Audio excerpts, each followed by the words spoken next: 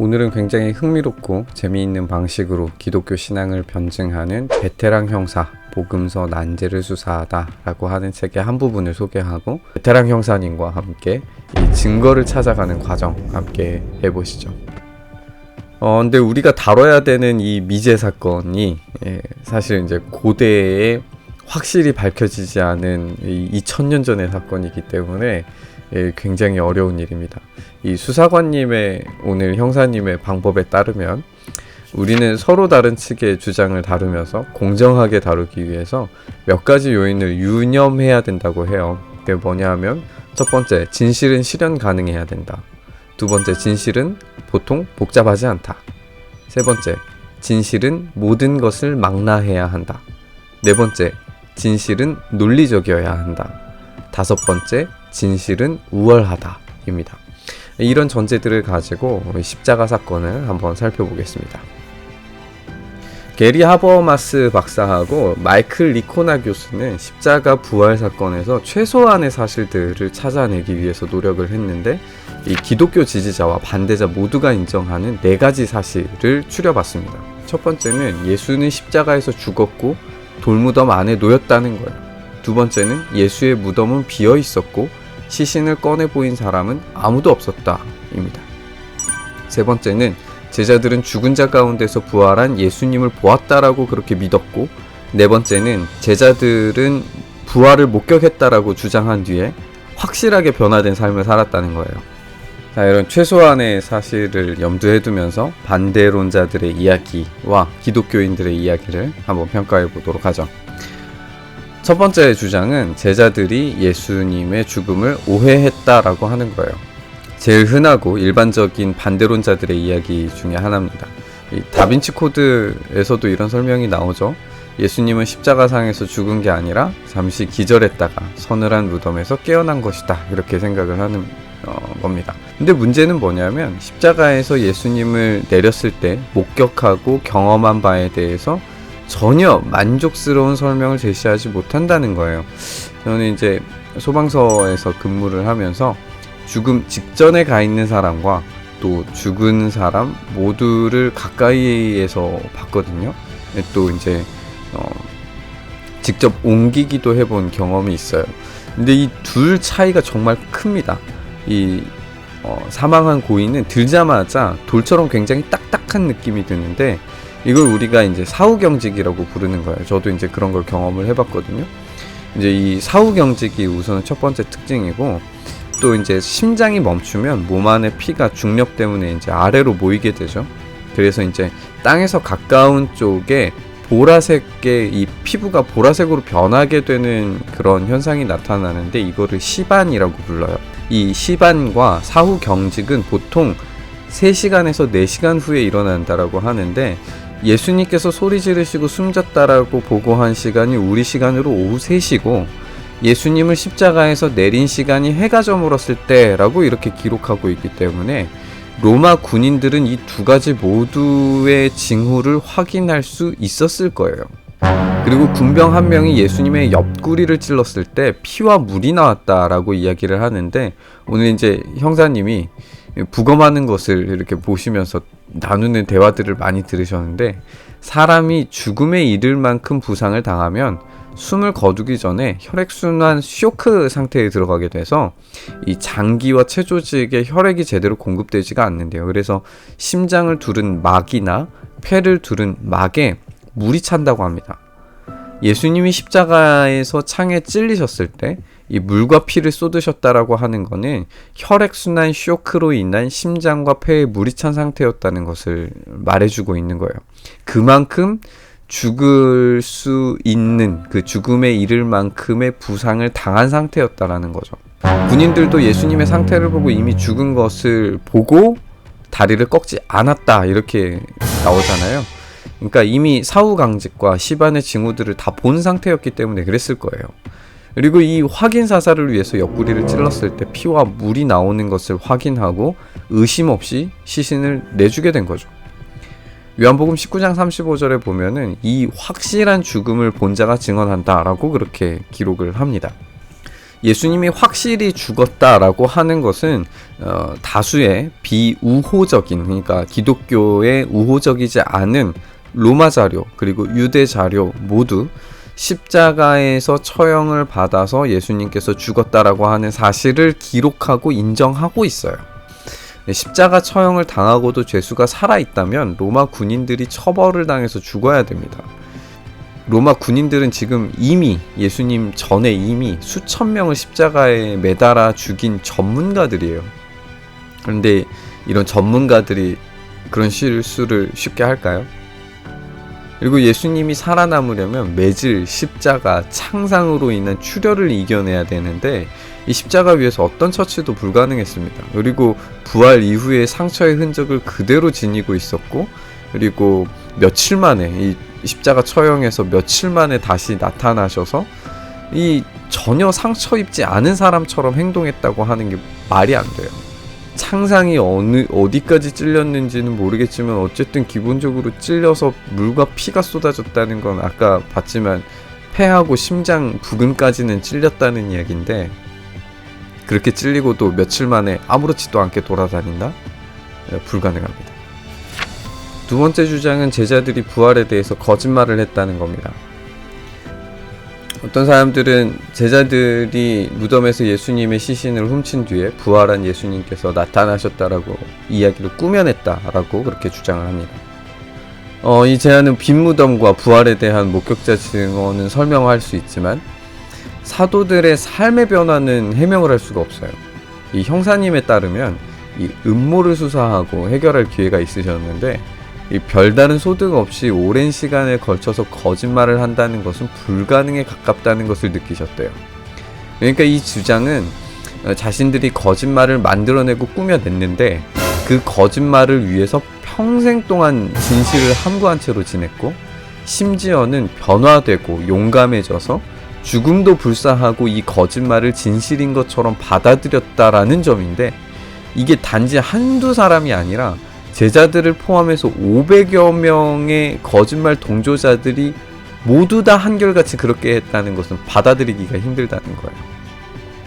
그리고 사건이 일어난 지역의 현지인들은 제자들의 이야기가 거짓말이었다라고 한다면 그 많은 사람들이 동시에 같은 거짓말을 하고 있다는 거에 대해서 알았을 거예요.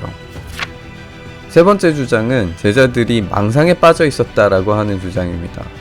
예수님의 제자들이 예수님이 십자가에서 죽으신 후에 극심한 슬픔과 스트레스를 받은 나머지 살아있는 예수님을 본 것으로 상상했다라고 믿는 사람들이 있어요. 형사님에 따르면 이 살인사건 목격자들은 깊은 슬픔에 빠져 있어서 피해자에 대한 기억에도 영향을 미치는 건 사실이에요. 근데 이 피해자의 부정적인 측면을 잊어버리고 그 사람의 좋았던 것만 과장해서 기억하는 식으로 나타나지, 피해자의 어떤 자세하고 상세한 사건을 그렇게 상상을 부풀려서 이야기하는 경우는 없다고 합니다.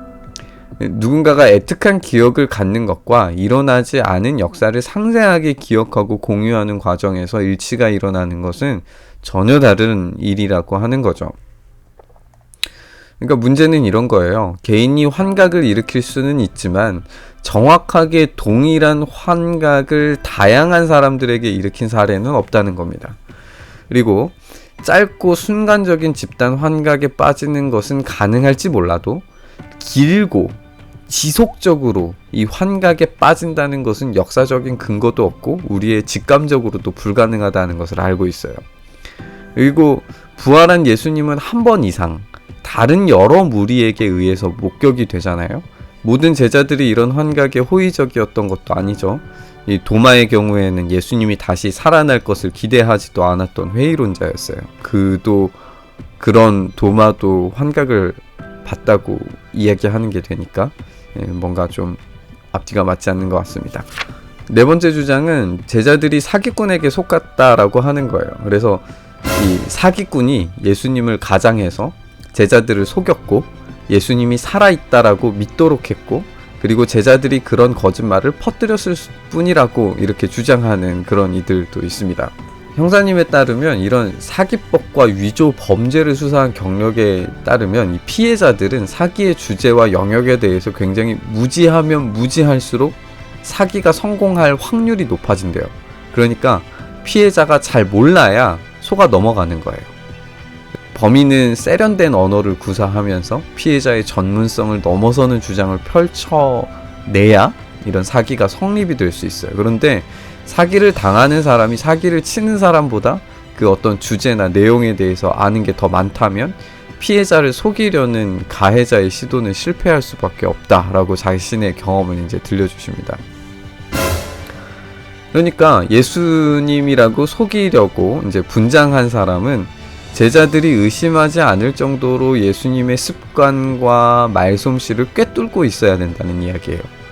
제자들의 3년 동안 함께 했던 시간들을 생각을 해보면 이들보다 예수님과 더 가까이, 더 친밀하게 있었던 사람은 없었어요. 예수님의 부활은 처음부터 의심을 받았고 사기꾼이 성공하는 데 필요한 어떤 순진무구한 태도로 들었던 게 아니라 도마처럼 굉장히 의심한 사람도 있었어요. 그런 사람을 어떻게 속여 넘겼을까요? 게다가 3년 동안 함께 했던 예수님의 말투며 표정이며 이런 것들을 모두 다 잘 알고 있는 제자들을, 그리고 이 사기꾼은 왜 예수님이 부활하도록 믿도록 만들고 제자들을 독려해서 세계적인 종교로 만들려고 했는지 그 동기에 대해서 알려줄 수 있는 게 없어요. 그 동기는 누구한테 받은 거죠? 5번째는 제자들이 제한적으로 일어난 영적인 목격담에 영향을 받은 것 뿐이다 라고 이렇게 생각을 하는 겁니다. 한두 명의 제자들이 부활한 예수님에 대해서 어떤 환상을 받고 다른 이들을 설득해서 영적인 목격담을 사실로 믿게 한다는 그런 이론이 등장을 했어요. 이제 설득력이 넘치는 한 명의 목격자가 다른 목격자들의 믿음에 영향력을 미치는 것은 이상한 일이 아니에요. 이 형사님도 이제 그런 경험이 있으시대요. 살인사건 가운데 한 명의 단호한 목격자가 현장에 있지도 않았던 다른 사람들을 설득을 해서 어떤 일이 일어났다라고 믿게 만든 경우가 있었대요.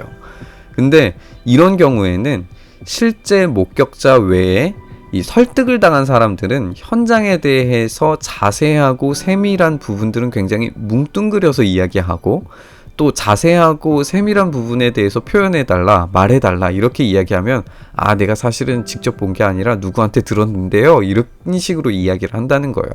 그러니까 결국에 목격담을 다시 들려달라고 하는 그런 압박을 받을 때, 세밀하고 자세한 정보를 요구할 때에는 목격담의 어떤 출처를 지목하게 된다는 거죠. 게다가 이 한 명의 목격자, 많아봐야 한 두세 명의 목격자가 이런 카리스마를 지녀가지고 이것들을 다른 사람들을 믿게 만든다라고 그렇게 한다고 치죠. 한다고 쳤을 때 그 수많은 사람들을 얼만큼의 그 영향력을 주어야 이것을 동시다발적으로 그렇게 일어났다라고 믿게 만들 수 있었을까요? 500명이나 되는 사람들을. 6번째는 제자들의 증언이 나중에 왜곡되었다라고 하는 주장이에요. 예수님에 대한 전설이 시간의 흐름에 따라 점점 확대되면서 목격했던 것이 부풀려지고 왜곡되어서 이 부활은 마치 전설처럼 역사적인 과장에 불과하다 이렇게 생각하는 주장도 있습니다. 만약에 이제 초기 수사 기록이 꼼꼼하게 이제 문서화되어 있으면 각각의 목격자가 보았던 진실을 분별하기가 쉬울 거예요. 목격자가 만약에 오랜 시간 뒤에 이야기하는 것이 초기의 기록과 다른 점이 충분히 있을 수 있잖아요. 기억은 이제 변하기 마련이니까.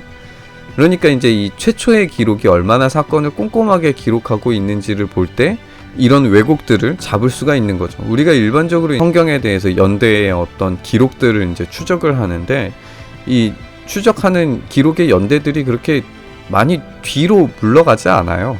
정말 초기의 기록들로 돌아오는 기록들이 정말 많아요. 초창기의 어떤 목격의 기록들로 다시 돌아오는 경우가, 물론 이제 학자들마다 이 부분은 좀 이견이 있습니다만, 어쨌든 초기의 어떤 목격담, 또 초기 전승, 또 구전 이런 것들은 분명히 확인할 수 있는 부분들이 많아요. 그러니까 그런 부분에서 초기 기록인 이 성경을 뛰어넘는 다른 기록들, 후대의 기록들은 이 변별력을 좀 잃게 되는 거예요. 만약에 이제 정말 누군가가 시신을 치웠다라고 생각을 하거나 아니면 이제 왜곡되어서 과장된 거라면 나중에 이제 무덤이나 이제 시신을 찾을 수도 있잖아요. 다른 사람들이 야 여기에 있는 거 예수님 무덤 아니냐, 시신 아니냐, 여기에 지금 묻혀 있는 거 아니냐, 우리가 확인할 수 있지 않느냐 이렇게 이야기를 하면 이제 후대의 전설이 거짓인 게 이제 밝혀지고 증명이 될 수 있어요. 로마인데 이 정도 못할까요? 근데 그런 시도가 이루어지지 않았다는 것을 이제 설명을 할 수가 없게 되는 거죠. 7번째는 제자들이 이제 예수님의 부활을 정확하게 증언했다라고 하는 주장이에요. 우리가 믿는 주장이죠. 우리의 주장. 예수님께서 죽은 자 가운데에서 실제로 부활하셨고, 그리고 복음서는 그 사건에 대해서 정확한 목격자 증언이라고 이야기하는 거예요. 이 설명은 이제 빈 무덤이 왜 생겼는지, 또 부활의 목격담이 어떻게 있었는지, 500명이나 되는 사람들이 하나의 이야기를 어떻게 할 수 있는지, 그리고 또 사도들이 왜 그렇게 죽음을 각오하면서 변화되고, 그리고 이 부활에 대해서 증거하고 증언하려고 마다하지 않았는지, 뭐 이런 것들을 해명할 수 있습니다. 이 주장에 대한 문제점은 한 가지예요. 초자연적인 것에 대한 믿음, 초자연적인 힘이 애초부터 예수님께 있었다는 사실을 믿는 그 믿음이 요구된다는 게 이 주장의 가장 큰 문제예요. 그러니까 우리가 어떤 편견을 버리고 아무런 어려움 없이 증거를 해명할 수 있고, 단순하고 총체적으로 해명해 줄 뿐만 아니라 논리적으로 일관성이 있는 주장이 뭐냐? 믿음을 요구한다는 점만 빼면은 예수님이 십자가 위에서 죽었고 돌무덤 안에 놓여 있었다. 뭐 비신자들이든지 신자들이든지 다 인정하는 바죠. 그리고 예수님의 무덤은 비어 있었고 시신을 꺼내 보인 사람들은 아무도 없었다. 제자들은 죽은 자 가운데서 부활한 예수님을 보았다라고 그렇게 믿었다는 거죠. 제자들은 부활을 목격했다라고 주장한 뒤에 변화된 삶을 살았어요. 이거는 다 두 양측 진영 다 인정하는 바예요. 그러니까 이 네 가지에 대해서 가장 충실하게 증명할 수 있는 주장이 예수님께서 진짜 부활하셨다는 것입니다. 어떠셨나요? 이 책에서 이제 이런 방식으로 추적을 해갑니다. 자신의 어떤 그 수사관으로서 또 형사로서 해왔던 어떤 그런 범죄를 밝혀내는 방식으로 복음서를 밝혀내가는 거예요. 대단히 이제 재밌고, 이 추리소설 좋아하시는 분들은 이 탐정과 같은 마음으로 기독교를 이제 살펴보면서 이게 진짜 맞냐 틀리냐 이런 것들을 좀 살펴보기 원하시는 분들은 이 베테랑 형사 복음서 난제를 수사하다 이 책을 한번 살펴보시면 좋을 것 같습니다. 이 책에서는 이제 부활뿐만 아니라 창조에 대해서도 굉장히 이제 흥미로운 이야기들을 제시하고 있으니까요. 한번 읽어보시기를 추천을 드립니다. 이제 한 가지 다른 점을 좀 한번 우리가 생각을 해보자면, 부활은 실제로 있었고 예수님께서 육체로 부활을 하셨고 우리도 그런 육체의 부활을 믿어요. 우리가 영적으로 부활하는 게 아니라 우리의 육체가, 우리의 육신이, 우리의 몸이 부활을 하는 거예요. 근데 그때에 예수님께서 부활하시는 그 육체에 여전히 흉터가 있고 여전히 구멍이 있고 여전히 옆구리에 창 자국이 있었다는 사실을 좀 생각해 봤으면 좋겠어요. 우리는 부활을 생각할 때 막 모든 게 다 사라져버린 부활을 기대하고 생각하는지 모르겠는데, 우리 하나님께서는 지금 우리의 삶 속에 남겨진 모든 흔적들을 가지고 우리가 부활을 경험하길 원하시는 것 같아요. 그렇다면 오늘 우리의 흔적이 부활한 우리의 몸에서 정말 영광스러운 흔적이 되지 않을까.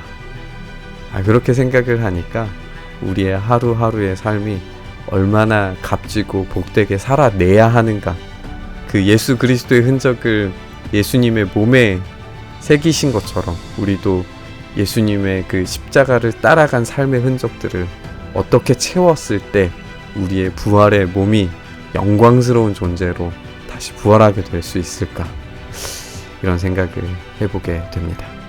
네, 오늘은 부활에 대해서 함께 나눠봤습니다.